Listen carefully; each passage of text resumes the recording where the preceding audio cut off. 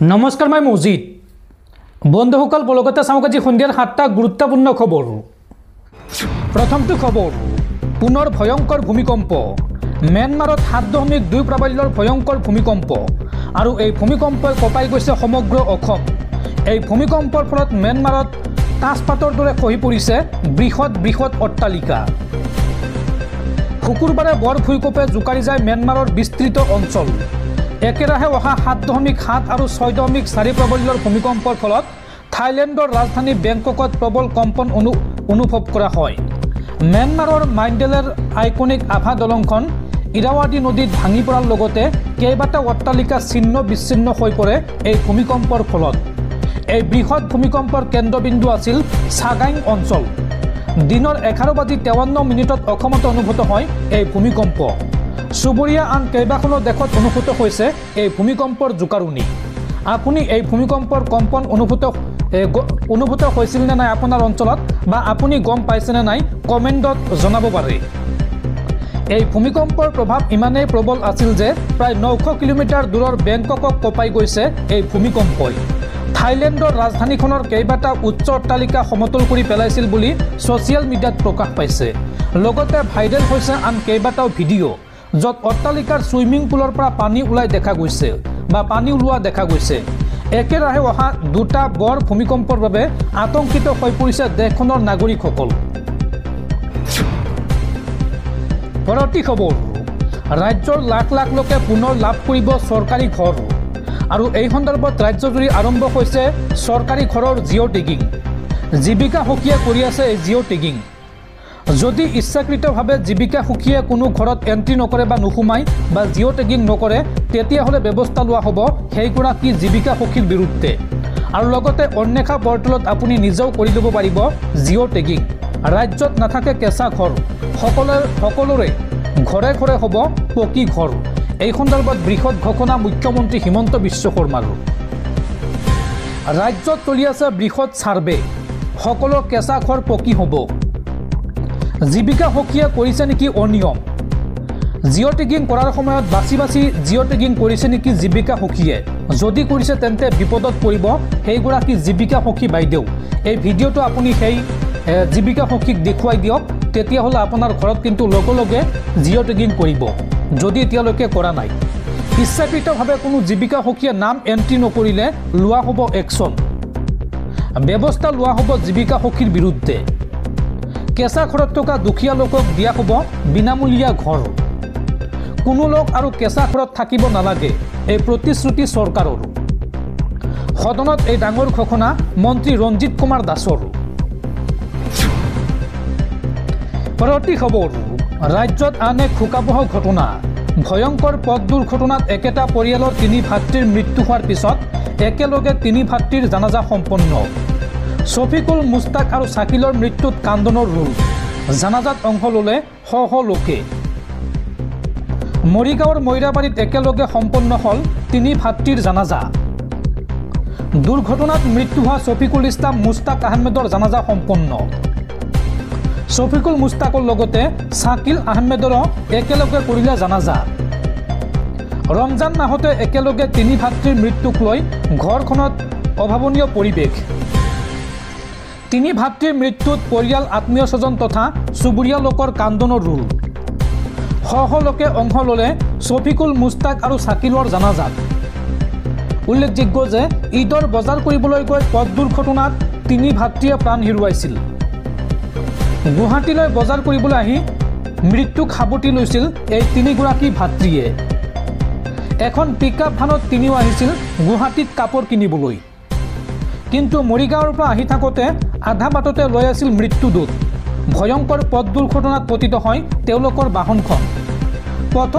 পথত ৰখাই থোৱা ট্ৰাকত প্ৰচণ্ড খুন্দা মাৰিছিল তেওঁলোকৰ পিকআপ ভানখনে, যাৰ পৰিপ্ৰেক্ষিতত এই ভয়ংকৰ পথ দুৰ্ঘটনাত থিতাতে মৃত্যু হৈছিল এই 3 ভাতৃৰ। দৰ্শকসকল, আৰু বহুতো গুৰুত্বপূৰ্ণ খবৰ আছে। তাৰ আগতে আপোনাক জনাওঁ যে যদি আপুনি এতিয়ালৈকে এইটো ভিডিঅ'ত লাইক কৰা নাই তেন্তে এতিয়াই ভিডিঅ'টোত লাইক কৰি দিয়ক। আৰু এনেকুৱা ধৰণৰ ভিডিঅ'সমূহ নিতৌ চাবলৈ চেনেলটো ছাবস্ক্ৰাইব কৰি কাষত থকা বেল আইকনটো প্ৰেছ কৰি ৰাখক। পৰৱৰ্তী খবৰ, সাৱধান ৰাজ্যবাসী। এইবাৰ প্ৰচণ্ড গৰমে দহিব ৰাজ্য। মাৰ্চ মাহতে উৎকট গৰম। এইবাৰ 49 ডিগ্ৰী পৰ্যন্ত বৃদ্ধি পাব ৰাজ্যৰ তাপমাত্ৰা। আৰু গৰমক লৈ বতৰ বিজ্ঞান কেন্দ্ৰই জাৰি কৰিলে এলাৰ্ট। মাৰ্চ মাহতে ৰাজ্যত উৎকট গৰম। প্ৰচণ্ড গৰমে এইবাৰ দহিব ৰাজ্য। 49 ডিগ্ৰী পৰ্যন্ত বৃদ্ধি পাব তাপমাত্ৰা। এপ্ৰিলৰ পৰা জুন মাহলৈকে বৃদ্ধি পাব হিট ৱেভ। জলবায়ুৰ পৰিৱৰ্তনৰ বাবে দেশত বৃদ্ধি পাব তাপমাত্ৰা। দেশৰ কেইবাটাও প্ৰান্তত আজিৰ দিনটোৰ তাপমাত্ৰা সৰ্বাধিক 45 ডিগ্ৰী চেলছিয়াছ। গৰমক লৈ ইতিমধ্যে স্বাস্থ্য বিশেষজ্ঞই বিশেষ সতৰ্কবাণী শুনাইছে ৰাজ্যবাসীক। আগন্তুক 3টা মাহত গৰমৰ বাবে বৃদ্ধি পাব পাৰে বিভিন্ন ৰোগ, যেনে বদহজম, মূৰৰ বিষ আদি বিভিন্ন স্বাস্থ্যজনিত সমস্যাত ভোগাৰ আশংকা ৰাজ্যৰ সাধাৰণ নাগৰিক। আৰু এনে সমস্যাৰ পৰা হাত সাৰিবলৈ মানি চলক চিকিৎসকৰ পৰামৰ্শ। পুৱা কুহুমীয়া গৰম পানীৰে আৰম্ভ কৰক আপোনাৰ দিনটো। নিজকে নিৰোগী কৰি ৰাখিবৰ বাবে অধিক মছলাযুক্ত খাদ্য বৰ্জন কৰক। দোকানৰ ৰঙীন শীতল পানীয়ৰ বিপৰীতে নেমুৰ ৰস সেৱন কৰক। হিট ৱেভৰ পৰা হাত সাৰিবৰ বাবে ঘৰৰ বাহিৰলৈ ওলালে ব্যৱহাৰ কৰক ছাতি, টুপি আদি। আৰু প্ৰচণ্ড ৰ'দত পৰাপক্ষত বাহিৰলৈ যোৱাৰ পৰা বিৰত থাকক। সামান্য অসুস্থতা অনুভৱ কৰিলেই চিকিৎসকৰ কাষ চাপক। বিশেষজ্ঞসকলে ৰাজ্যবাসীক এইসমূহ সতৰ্কতা বা পৰামৰ্শ প্ৰদান কৰিছে। পৰৱৰ্তী খবৰ, কেন্দ্ৰীয় চৰকাৰৰ ৱাকফ সংশোধনী বিধেয়কক লৈ দেশজুৰি মুছলমানসকলে প্ৰতিবাদ সাব্যস্ত কৰাৰ সময়তে এইবাৰ তামিলনাডু বিধানসভাত ৱাকফ সংশোধনী বিলৰ বিৰোধিতাৰে প্ৰস্তাৱ গ্ৰহণ কৰা হৈছে। তামিলনাডু চৰকাৰে বৃহৎ সিদ্ধান্ত গ্ৰহণ কৰিছে। আৰু এই সন্দৰ্ভত ডাঙৰ ঘোষণা তামিলনাডুৰ মুখ্যমন্ত্ৰী MK ষ্টেলিনৰ। ৱাকফ বিলে শেষ কৰিব মুছলমানৰ অধিকাৰ। শীঘ্ৰেই প্ৰত্যাহাৰ কৰক ৱাকফ সংশোধনী বিধেয়ক। ৱাকফ বিলৰ বিৰোধিতাৰে এইবাৰ তামিলনাডুত প্ৰস্তাৱ গৃহীত কৰা হৈছে। এই বিল প্ৰত্যাহাৰ কৰিবলৈ কেন্দ্ৰীয় চৰকাৰক দাবী তামিলনাডুৰ মুখ্যমন্ত্ৰী MK ষ্টেলিনৰ। মুছলমানৰ বাবে বিপদজনক ৱাকফ সংশোধনী বিল। এই বিধেয়ক গৃহীত হ'লে মুছলমানৰ সম্পত্তিৰ ওপৰত বাঢ়িব চৰকাৰী নিয়ন্ত্ৰণ আৰু মুছলমানৰ অধিকাৰ খৰ্ব কৰিব ৱাকফ সংশোধনী বিধেয়কে। এই মন্তব্য কৰিছে তামিলনাডুৰ মুখ্যমন্ত্ৰী MK ষ্টেলিনে। পৰৱৰ্তী খবৰ, গুগল পে, ফোনপে, পেটিএম ব্যৱহাৰকাৰীলৈ জৰুৰী খবৰ। 1 এপ্ৰিলৰ পৰা নচলিব ফোনপে, গুগল পে। কেইবাটাও মোবাইল নম্বৰত বন্ধ হ'ব অনলাইন সেৱা। কোন কোন নম্বৰত নচলিব গুগল পে, ফোনপে চাওঁ আহক। 1 এপ্ৰিলৰ পৰা নচলিব ফোনপে, গুগল পে।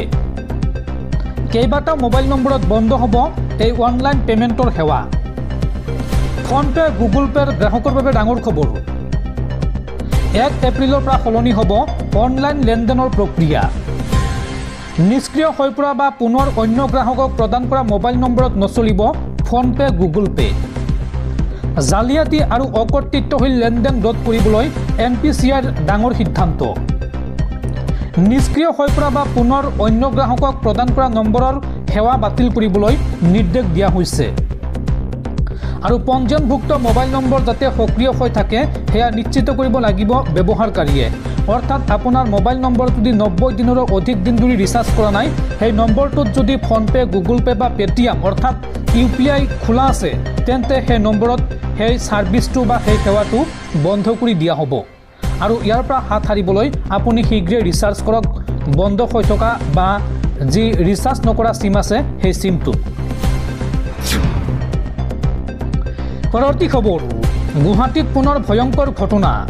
গুৱাহাটীত IPL চাবলৈ অহা এগৰাকী ক্ৰিকেট অনুৰাগীক অপহৰণ দুৰ্বৃত্তৰ। আৰু অব্যাহত দিছপুৰ আৰক্ষীয়ে উদ্ধাৰ কৰিছে মেঘালয়ৰ পৰা। ঘটনা সন্দৰ্ভত গ্ৰেপ্তাৰ কৰা হৈছে কেইবাটাও অপহৰণকাৰীক।